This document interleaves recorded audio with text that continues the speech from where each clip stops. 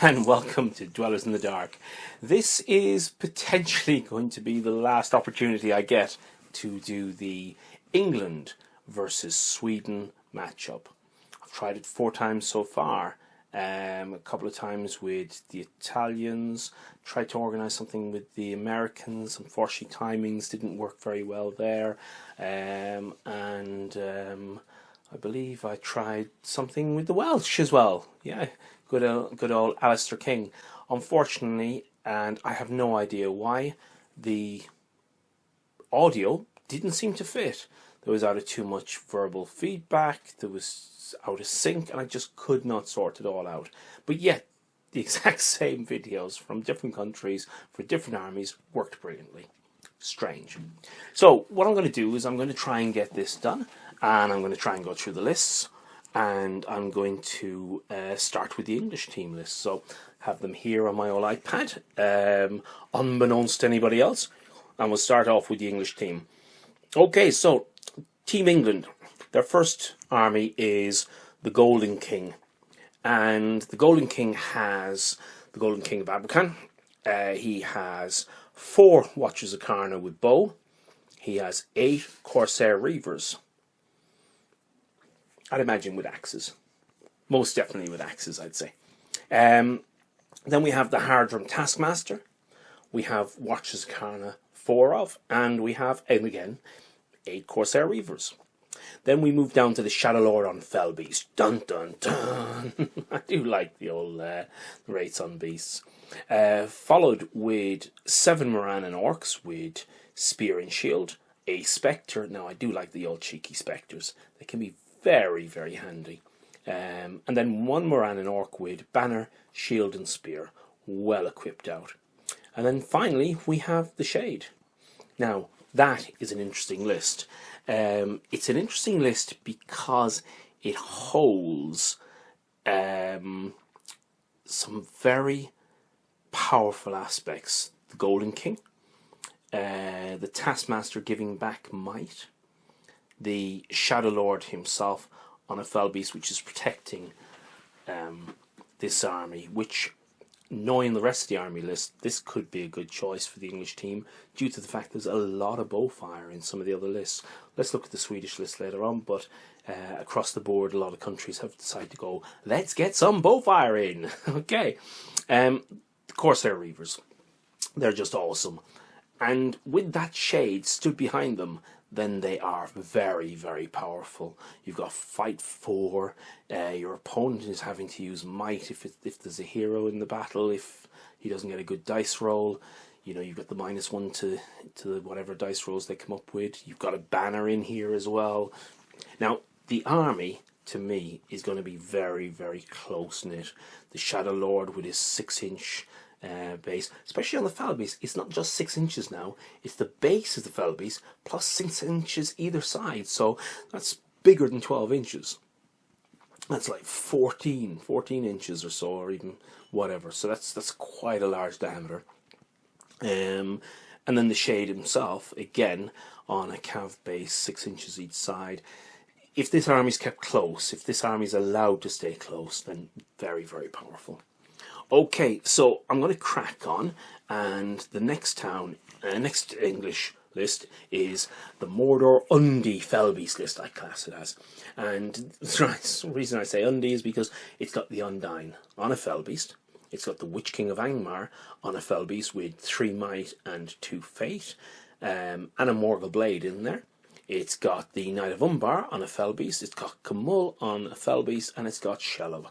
That is a well-known list, a well-used list by, I would imagine, I know the player who's going to use that, but by the by, it's a devastating list in potentially very, very good hands. I play Fell Beast myself. It's the symmetry or synergy of this list is amazing. On the Knight of Umbar, allowing himself to, or should I say, not wasting a will every time he goes into combat is very powerful. Khamûl feeding the Undyne, potentially with using will and regaining will again by causing wounds. The Witch King, your staff is broken, say no more. and the Morgul Blade, nasty. But finally, Shelob, there to pick up items, to make sneak horrible attacks through terrain that most armies can't get through, etc. Amazing. Lovely, lovely army. What can I say? I think this would have been the army I would have brought if Ireland was going and I was part of the Irish team. I definitely would consider an army like this. Nothing more to say. Flying circus galore. 800 points of goodness. So then we move on to the White Council, where we have Galadriel, Lady of Light, and we have Saruman the Wise.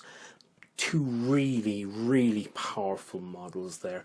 A lovely, lovely makeup. They work brilliantly together and can generally give serious good bonuses to any and every good army. So, I mean, it is a lot of points. There's looking at just under 300 points slapped in there. 300 points slapped in there, indeed. And it is... But it's 300 points of goodness. What can I say? Saruman the Wise. I love the profile. Love the idea of it. Okay, so we crack on. I said it can be used with any good army. Well, the English team have gone for Madril, and then they've gone for a range of Guard of the Fountain Court. Now, I'm not going to tell here what the special... No, I say what the weapons are, but I'm not saying what they may have converted their hand weapons to be. Some may have spears, clubs, whatever, that sort of thing. Not spears, sorry, but clubs, axes, flails, whips, whatever. But on this listing, you'll see that there's 4 Fountain Court Guard, 4 Fountain Court Guard, 3 Fountain Court Guard, and then 1 Fountain Court Guard. All of them is spear and shield, and then the last one just has spear and a shield as well. So I'll leave it to you. I'll put those lists out closer to the day, perhaps, or we'll leave it. I'm not too sure yet. The next unit then is Beregond. And again, the exact same thing, except this time we have a Fountain Court Guard with a shield, a banner, and a spear. And then the rest have all the same. I do like Beregond. He's got that one cheeky little mite that can be used either for shooting or for anything. Movement is a great one. But it's there and potentially used when least expected to get the best results. Again, then we have Damrod. And we have a load of rangers in the north, and they all have bows. I didn't see any spears on this army list. I don't see how they get them in here. But then again, they've got spears on all the Fountain Court, so perhaps they thought that added spears in here was not necessary.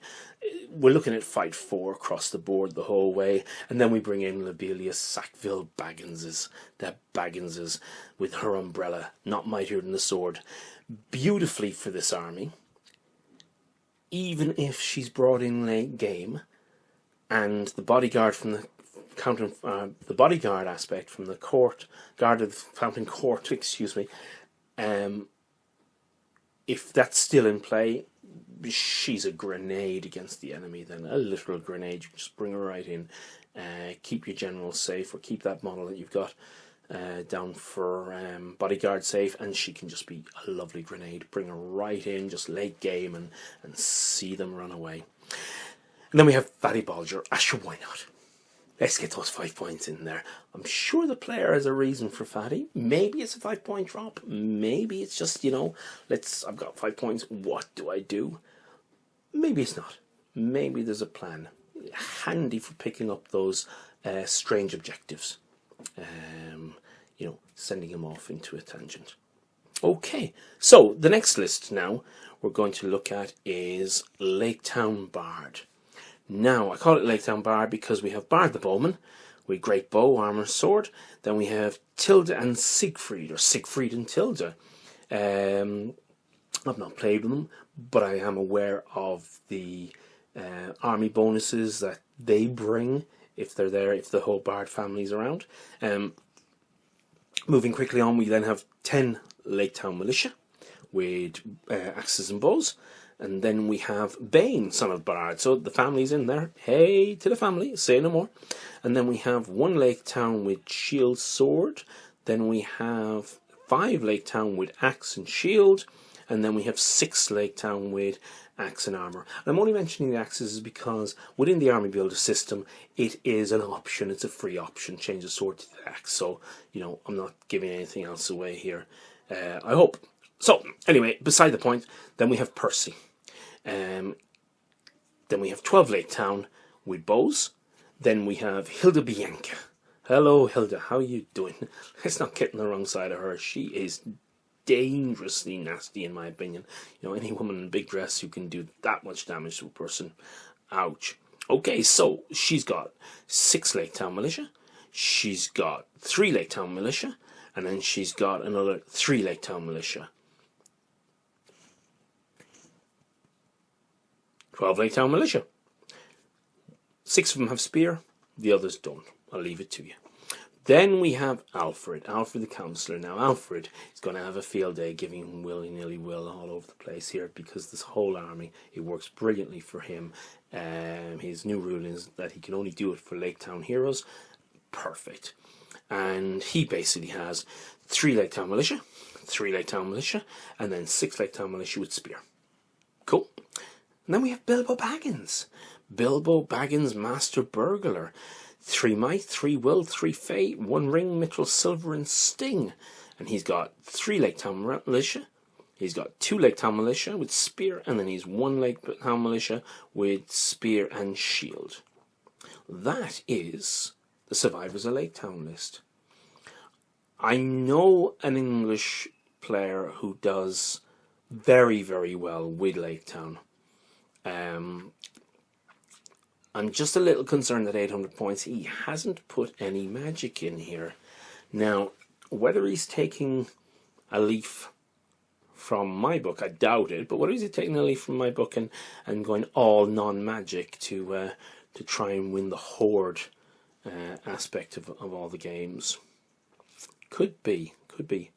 We'll come back to that list because Alistair and Tommaso, Alistair from Wales, Tommaso from Italy, who reviewed these lists with me, they all felt that was potentially maybe the 5th list, but we'll see. Okay, so the last list now is Trandral. Now, I do love Trandral, and we're seeing a lot of Trandrals coming out of the woodwork, out of the woods, there's the pun, and we'll see basically how they get on, but I'm loving the combinations that they have. Now, in this list, we have Trandral, King of Mirkwood. We have 4 Wood Elf warriors with bow. We have 1 Wood Elf warrior with spear. We have 5 guarded Gladrim Court. And then we have 1 guarded Gladrim Court with a banner. Nice little warband. Then we have a bit of the White Council. We have Gandalf the Grey on a horse. And then we have Saruman the White on a horse. Wonder how they're going to mix up there with their stand fast, but hey, you know, there's a bit of resentment going on there, but it is a lovely, lovely White Council list. The mobility for that is going to be brilliant, and you know, they are very, very powerful in their own right together. Very nice. So we've wasted is a wrong word. We've scooped up quite a lot of points there. So let's get some bodies on the field, shall we? And let's go to our good friends, the Shire, and bring out Meriadoc on a pony. Then we have 5 battling Brandybucks. We have 2 sheriffs, and we have 3 hobbit archers. The next warband is Peregrine, Captain of Shire, on a pony. We have 3 hobbit archers, 2 sheriffs, and again 5 battling Brandybucks. And then lastly we have Paladin Took on his little feet, running around, stumpy, stumpy, stumpy, whoa-ho. And that's not a pun to small people, that's just basically hobbits, what can I say? Nearly dwarves. Don't give me your axe. We got 4 hobbit archers, and then we have 6 battling Brandybucks, and we have a total there of 47 models with 3 very powerful, in my opinion, 3 very powerful models there. Trandral was Nature's Wrath. 2, you know, you've also got his terror, and 2 models there with excellent casting. Possibly the best casters from the good side there. So that is the English 5 lists. Reviewing these lists, Tommaso and Alistair both said in unison that they felt that the Lake Town list may be the fifth list. I don't know. It would be very, very interesting to see what the English guys bring to the table. If there's a problem, someone can't make it and they'll bring somebody else, then maybe that other person may well take that well, they will take possibly that fifth list. But they're very strong lists here. Very strong. It's what I kind of expected from the English team. So now let's move on to the Swedes. Hello, Sweden. 2 points. 3 points. I don't know how many points. Let's go Sweden, and let's take a look at the first list. Now the first list, when I saw this, I thought, wow, these guys are definitely going to get on the table and have some fun with this. It's Treebeard and an Ent. Then it's Gwahir and 4 Great Eagles. And for all of those mathematicians out there who are quickly calculating up, it's Fatty Bulger.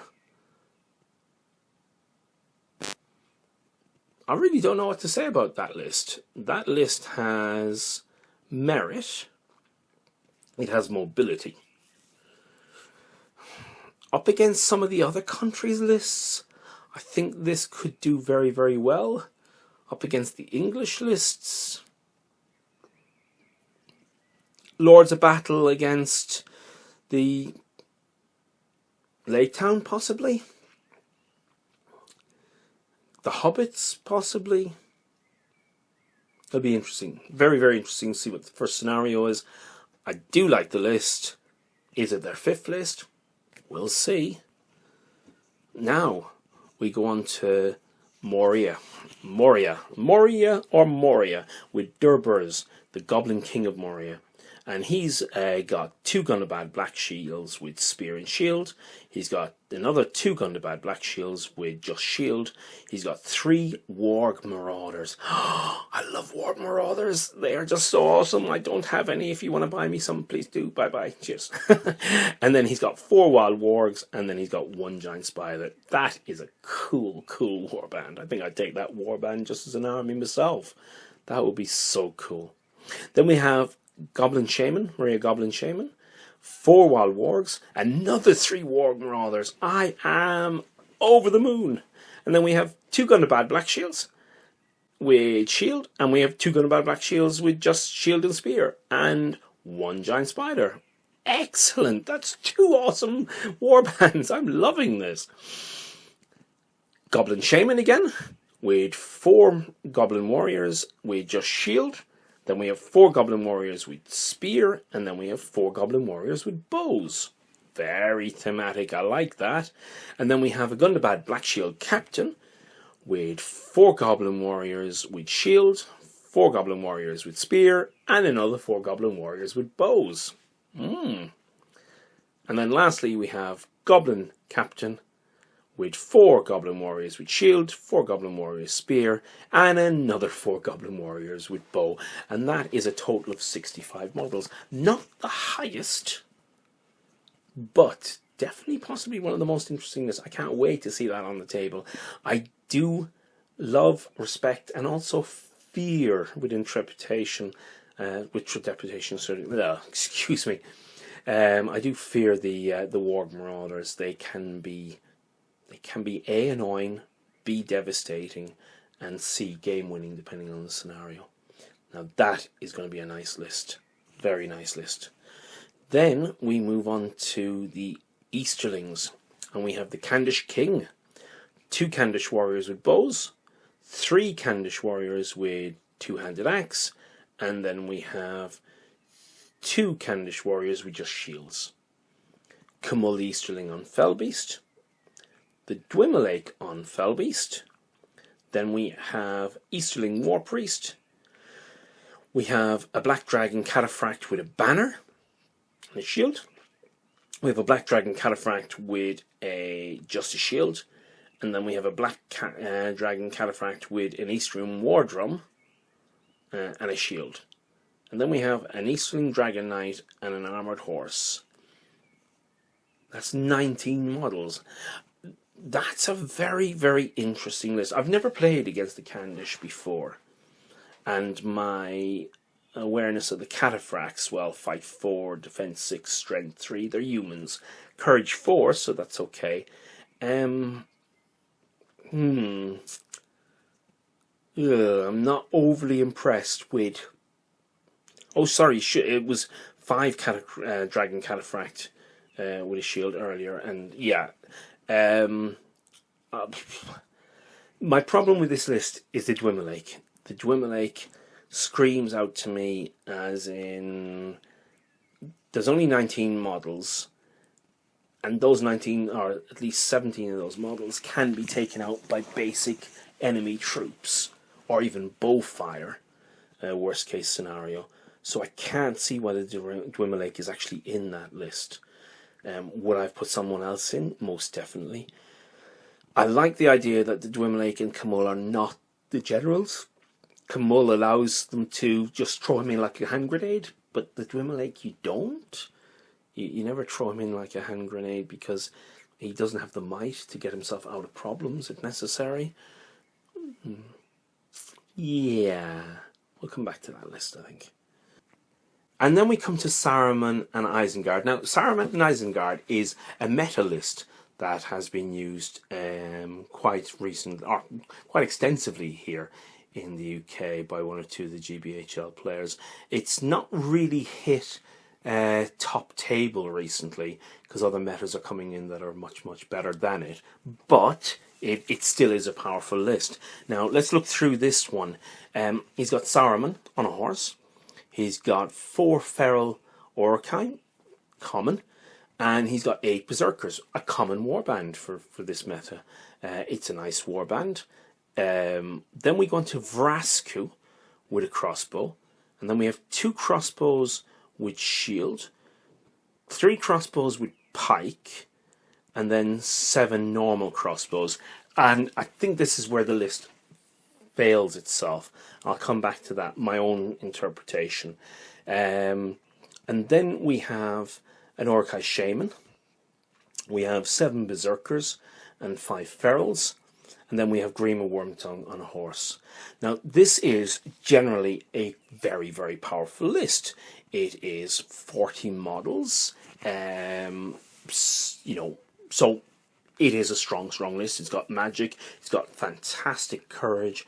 Double attacks. It does very, very well.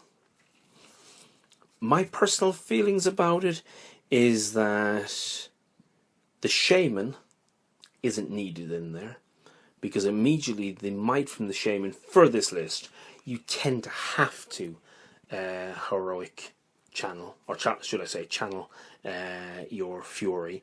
Otherwise, you're only getting Fury and saving lives on a 6, when in fact you don't really need it for the Fury, because your courage is so high throughout the rest of your army. Literally, other than your crossbows, your courage is 7 and 5s with the Berserkers. Put that in with Harbinger of Evil against you, you're down to 6s and 4s. Still very, very high courage values. This is a fell beast killing list. The Shaman doesn't bring enough to it, and you're going to have to use the point of might for channeling Fury straight away, because otherwise, as I said, you need to be able to get Fury on a 5 or 6 for your models not to get killed in order to benefit from this. And it seems a lot of investment just to get that 5 or 6, whereas I would see perhaps another hero in there bringing in more might, because you've got 6 might, 7 might, which you're going to use, I would imagine. The player may have a much different aspect to what I'm thinking, but I wouldn't have the Shaman in that list. You've nothing really that the Shaman can save as such without using a lot of might, without using that might, and without using a lot of will for the channeling. You might be better off with Sharku in that list. You might even be better off with Lurtz. Not really see him too much, but yeah, Sharku even on a warg would be lovely. Green on a Wormtongue on a horse, very mobile, very good. Biggest downfall is if he gets hit by a monstrous mount, he'll get knocked down. So even though no blows will be cast, he still has defense 3. The horse is higher defense than Grilla. He still has defense 3. So he's dead on a Fallen Rider tested 1. He's dead on a 4. So again, it's something that I would consider whether to put him on a horse or not. But the horse and the mobility is very, very good. Vrasku and the crossbows. This is where the list drops down for me. And not because crossbows aren't any good, and not because Vrasku isn't any good, but if you can't recall what I said about the might and the loss of might through the shaman as such, or his might being dedicated for one thing and one thing only, potentially, Vrasku's got a crossbow. You're not moving and shooting. And I've seen games where Vrasku and his crossbowmen have easily been kept out of the game because they've held back to try and get those sneaky shots in.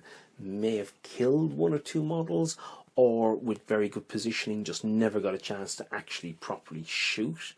So by the time the game was halfway through its its zenith, Vrasku was out of the game. His 3 might were halfway across the table with a unit of 10 to 12 crossbowmen doing nothing. So that's my concern about this army. Remember the scenarios. There's 2 Maelstrom of Battle scenarios where these crossbowmen and Vrasku could find themselves in the middle of enemy models. Defense 5, doesn't matter whether they're strength 4 because they're Uruk-hai, still defense 5. They could easily come down to they won't get their shooting off, let's say. And that is going to be problematic for that. And that's the weakness that I see in that list. The scenery as well, because I've yet to write out the scenery and draw out maps for it, but the scenery might well prevent the open field effect that crossbows really need to be that powerful thing. Yeah, the only bonus about these crossbows is, yes, you can shoot into your own troops. Are you willing to shoot into the backs of your own ferals and your own berserkers? Yeah. Okay, so that was that list. And then finally we have the Gladriel list. This is Gladriel, and this is the original Gladriel, the unarmed one, and she's poking out with 4 Wood Elf warriors with spears, 4 Wood Elf warriors with throwing daggers. First time we've seen throwing daggers and elven blades. And then she has 1 elven warrior with a banner, and 3 elven warriors with elf bows. Nice. Then we have Legolas. Woohoo! Get in there, Leggy. Leggy with 4 throwing dagger elf-bladed wood elf warriors, and then another 4 wood elf with spear, and then another 4 wood elf with bow. Nicely broken up there. And then we have Haldir, and Haldir has the exact same warband, but this time he only has 3 throwing daggers and an elven blades, wielding wood elves. Obviously 4 spear and 4 elf bows. And then we have a captain with the exact same list as Haldir, and he has 4 elf bows, 4 elf spears, and 3 throwing daggers and elven blades. Very, very nice list. That is going to be an exciting list to play against. Model count 50 as well. So we do have the model counts on this. Who is Sweden's 5th list? I'm a bit concerned about the Dwymer, but as I said before, different metas in different countries could lead to different army list designs. So if the meta in Sweden allows for the Dwymer to be one of the more powerful Fell Beast aspects with an additional Fell Beast to really break their current meta, then yes, I could see that. Will it be enough to do the damage here in the ETC? And then we have the Treebeard list, which has something like 6 models. Let's just double check that. Treebeard list, 8 models. Hey, we got 2 more. Lords of Battle, yes, most definitely. Hold Ground, Domination. I don't know. It could be the draw list, though. It could be the list that actually goes in there in domination to get the draw by, waiting, and then pouncing in the last turn to try and break that objective point. Who knows? Sorry, not whole ground, domination. Whole ground, there's going to have to be a lot of hurls. It's going to have to be well in the centre. It'd be very, very interesting to see what the captains put in and what list they put in against. Anyway, guys, this is the English, and this is the Swedish list. I hope you've enjoyed the video. I'm really sorry it's just being me. Possibly this one will work. It's getting very close to the ETC now. Time is running out. Got to get these lists up, get them out there. I've just made a big boo-boo. I've just noticed that whilst rendering a video, which is now at 58%, I can't actually do anything else with any of the other videos. So it's going to be a long weekend of just pressing a button for rendering, then pressing a button for publish, and then waiting. Okay, so guys, we'll leave it at this. Thank you very much for listening. If this is the last video you watch, I hope you've enjoyed it, and I wish the best of luck to everybody. It's going to be a fun time. Okay, from me and my map behind, all the love in the world. You guys take care and enjoy rolling those dice. Okay, bye for now.